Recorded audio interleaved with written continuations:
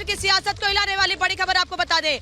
महाराष्ट्र से जुड़ी हुई बड़ी खबर, महाविकास आघाड़ी से अलग हो सकती है एनसीपी। इस वक्त की सबसे बड़ी खबर आपको बता रहे हैं, एमवीए से अलग हो सकती है एनसीपी। जो बैठक लगातार हो रही थी उससे निकल कर ये अपडेट सामने आ रहा है। अनूप जहां पर मौजूद है वहां से ये जानकारी मिल रही है कि एमवीए से अलग हो सकती है एनसीपी।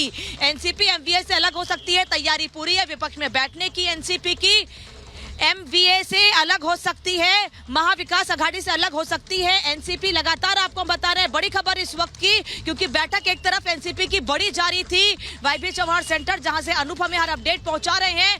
वहीं से यह खबर निकलकर सामने आ रही है कि महाविकास आघाड़ी एमवीए से अलग हो सकती है एनसीपी। शरद पवार ने भी अपनी प्रेस कॉन्फ्रेंस में इस बात का जिक्र किया था कि वो विपक्ष में बैठना पसंद करेंगे, और अब से कुछ देर पहले छगन भुजबल ने भी ये संकेत दिए थे कि वो विपक्ष में बैठने के लिए तैयार है, उनकी पार्टी विपक्ष में बैठने के लिए तैयार है। और अभी ये बड़ी जानकारी मिल रही है कि महाविकास आघाड़ी एमवीए से अलग हो सकती है एनसीपी।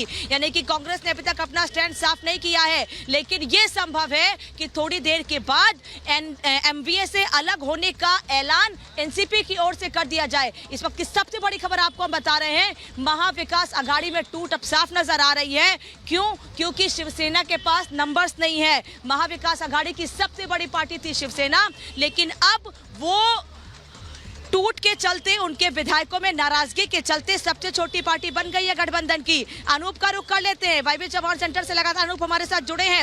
अनूप, क्या अपडेट मिल रही है? एनसीपी अलग होगी एमवीए से?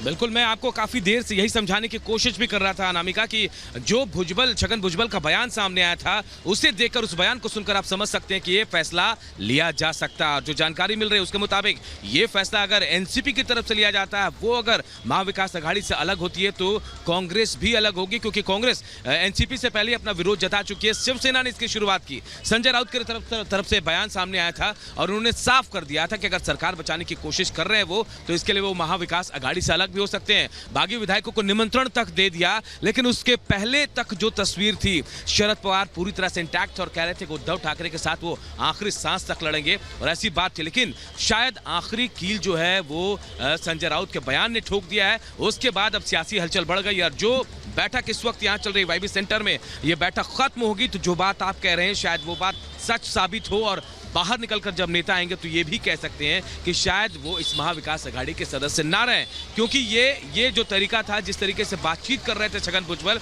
उन्हें एहसास हो गया था कि अगर संजय राउत का बयान ऐसा आ रहा है सामने, तो वो किस रास्ते पर चलना चाह रहे हैं, उद्धव ठाकरे कहां जाना चाह रहे हैं, सरकार बचाने की कोशिश कर रहे हैं और इसके लिए क्या निमंत्रण दे रहे हैं, क्या कह रहे हैं। लेकिन अब शायद उनके सहयोगी जो अनूप, एक चीज और समझना चाहूंगी आपसे, मैं एक चीज और समझना चाहूंगी आपसे कि अभी परसों तक जब शिवसेना संकट शुरू हुआ था शिवसेना में, उस वक्त तो लगातार ये बात कही गई थी शरद पवार की पार्टी की ओर से भी, कांग्रेस की ओर से भी, कि कितने भी मुश्किल हालात आ जाएं, हम खड़े हुए हैं उनके साथ, हम खड़े हुए हैं शिवसेना के साथ में। हम वापस लौटेंगे अनूप के पास, लेकिन हम बता दें आपको कि लगातार अपडेट हम आप तक ये पहुंचा रहे थे कि पहले एनसीपी और कांग्रेस की ओर से ये कहा गया था कि ये मुश्किल समय है और हम शिवसेना के साथ लगातार खड़े हुए हैं। लेकिन उन सब के बीच शिवसेना में लगातार बड़ी टूट, शिवसेना में बढ़ रही लगातार नाराजगी, ये बता रही है कि कुछ भी हो जाए महाराष्ट्र में सरकार नहीं बचने वाली है।